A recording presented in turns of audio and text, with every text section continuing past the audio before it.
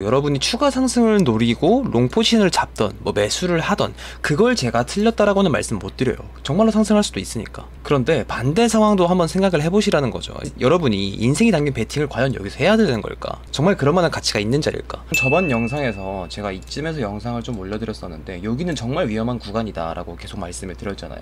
해당 구간은 채널 이탈에 대한 되돌림 구간이기 때문에 여기서 보면 채널 이탈을 하고 나서 한 번, 두 번, 세 번, 그리고 나서 한 번 더 저항 구간에 도달을 한 거라서 여기서는 저항을 받을 가능성이 훨씬 높다. 그래서 해당 구간에서 매수는 주의를 해주셔야 된다. 그리고 만약에 매수를 하실 거면 차라리 여기를 돌파한 것을 확인하고 나서 매수하는 게 더 안전하다 라고 말씀을 드렸었는데요. 그리고 나서 영상을 올림과 동시에 해당 구간에서 급락이 발생을 했고 지금 현재로서는 다시 한번 하락 추세로 좀 진입을 한 모습이죠. 이때가 20일이었어요 이런 무빙이 발생을 한 게. 트럼프 취임식이 진행이 되는 날이었고 이렇게 위아래로 흔드는 무빙이 많이 나왔기 때문에 다들 혼란스러우셨을 거예요. 물론 저도 혼란스러웠고요. 하지만 저는 이 트럼프 취임식의 상승을 기대하지 않는다. 오히려 하락 가능성이 더 높다라고 말씀을 드렸었죠. 취임식이 있기 한 몇 주 전에. 그리고 나서 실제로 비트코인은 취임식 이후 하락 추세로 전환이 되고 있다. 이렇게 볼 수가 있겠죠. 취임식이라는 것은 결국 이미 결정이 된 상황이기 때문에 단순히 취임식만으로는 비트코인의 상승을 기대할 수가 없다는 게 핵심이었어요. 만약 취임식에서 비트코인 언급을 했다면 이렇게 상승하는 재료를 사용할 수가 있겠으나 그렇지 않는다면 결국 이 상승 재료를 사용할 수는 없죠. 취임식만으로는 이미 다 반영이 되어 있기 때문에.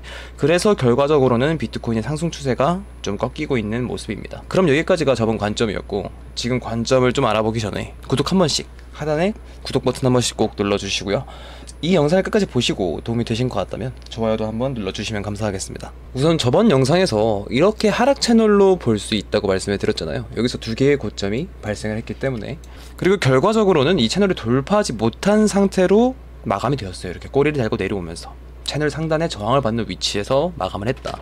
그렇다는 것은 여기서부터는 하락 추세가 시작이 될 수 있다라는 뜻이죠. 그래서 제가 여기서 신규로 슈퍼시즌에 좀 진입을 했다라고 공유를 드렸었는데 현재로서는 채널 상단에 저항을 받고 하락을 하고 있죠. 그리고 나서 4시간 봉을 보게 되면 이렇게 다이아몬드 패턴이 발생을 했어요. 이 패턴은 진짜 정말 오랜만에 보는데 진짜 정말로 중요한 구간에서 이런 패턴이 나타나거든요.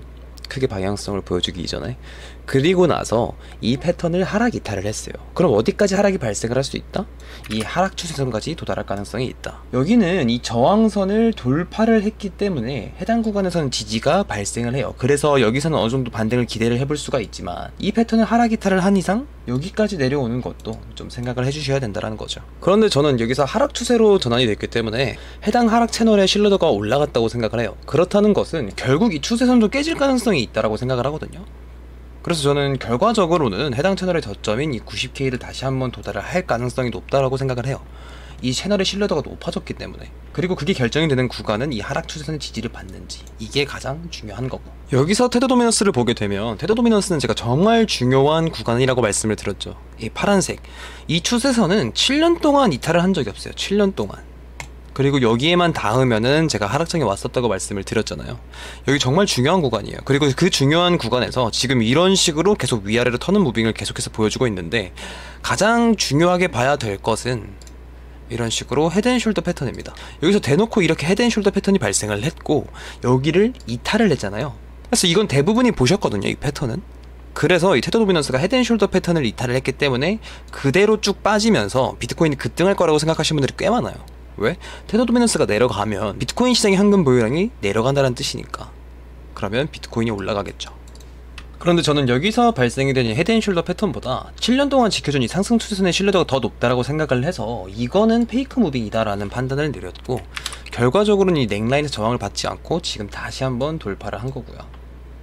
그래서 이게 좀 핵심입니다. 여기서는 지지를 받고 다시 한번 테더 도미넌스가 상승할 가능성이 좀 높다. 그러면 비트코인이 하락을 하는 시나리오를 좀 생각을 해볼 수가 있겠죠. 그리고 비트코인 도미넌스를 같이 봤을 때 2년 동안 지켜줬던 이 상승 추세선을 이번에 처음으로 하락 이탈을 했다라고 말씀을 드렸잖아요. 그럼 지금은 이 추세선의 저항 구간까지 되돌림을 주었다고 해석을 해볼 수가 있어요. 이 추세선을 이탈을 했다라는 것은 비트코인 도미넌스의 상승 추세의 힘이 많이 빠졌다. 그렇다면 비트코인 도미넌스가 여기서는 하락을 할 것으로 예상을 하고 있는데 만약 여기서 비트코인이 더 올리려면 이 하락 자체가 페이크 무빙이 되어야 돼요. 여기서 다시 이 상승 추세 위로 올라타서 그대로 강하게 위로 올려버려야 됩니다. 하지만 2년 동안 이런 상승을 보여줬을 때 추세선의 신뢰도는 매우 높을 거란 말이죠.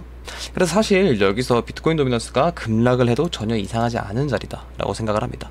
그래서 비트코인은 좀 어느 정도 주의가 필요하다라고 생각을 하고요. 비트코인이 만약 90K까지 빠진다고 하더라도 저는 사실 여기만 지켜주게 되면, 이 구간만 지켜주게 되면 언제든 비트코인이 위로 올릴 수 있다라고 봐요. 그래서 숏포지션 위주로 거래를 하고 있지만 리스크 관리 차원에서 장기 포지션은 아직 크게 들고 가지 않는 거고, 왜냐면 이렇게 주봉을 봤을 때 여기가 21년 고점에 생긴 추세선 돌파에 대한 리테스트 자리거든요. 그래서 이번에 크게 하락을 했을 때도 이 90K는 지켜줬어요. 그래서 여기서는 지지가 발생을 하는 자리이기 때문에 사실 이 지지를 받고 돌파를 하는 게 이상한 건 아닙니다. 그런데 제가 이 가능성을 좀 낮다고 생각을 하는 이유는 여기서 하락 다이버전스가 강하게 찍혀 있고, 그리고 테더 도미넌스도 한 번도 빠짐없이 닿았을 때 하락장이 발생했던 구간에 위치해 있기 때문이에요.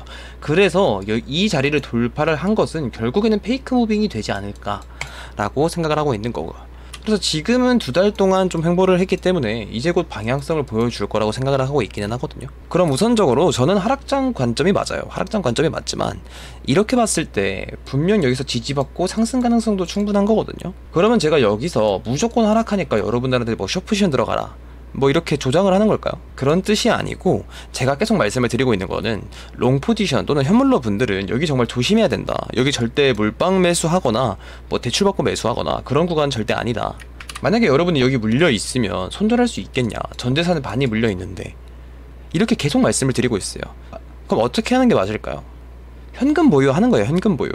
그러니까 여기서 정말 하락을 했을 때 물타기를 하던, 뭐 손절하고 다음 자리를 찾던, 어쨌든 본인이 틀렸을 때를 대비를 하라는 거죠. 그만큼 중요 구간이기 때문에 이 구간에서 물려버리면 진짜 답도 없어요. 그냥 그대로 계속 하락해버릴 수도 있어요. 그냥 진짜 뭐 탈출 기회도 안 주고 한 90% 찍히는. 그래서 저랑 관점이 달라가지고 여러분이 추가 상승을 노리고 롱 포지션을 잡던 뭐 매수를 하던 그걸 제가 틀렸다라고는 말씀 못 드려요. 정말로 상승할 수도 있으니까. 그런데 반대 상황도 한번 생각을 해보시라는 거죠. 여러분이 인생이 담긴 베팅을 과연 여기서 해야 되는 걸까? 정말 그럴 만한 가치가 있는 자리일까? 그럼 반대로 저와 같이 이제 숏포지션 관점을 보는 사람들, 그분들은 여기서 숏포지션 몰빵을 해야 되는 게 맞을까요? 확률이 높다라고 해서? 그러니까 이분들도 똑같아요. 이분들도 숏포지션을 들어갔지만 만약에 여기를 돌파를 했을 때 그걸 대비할 수 있는 현금 보유를 하셔야 돼요.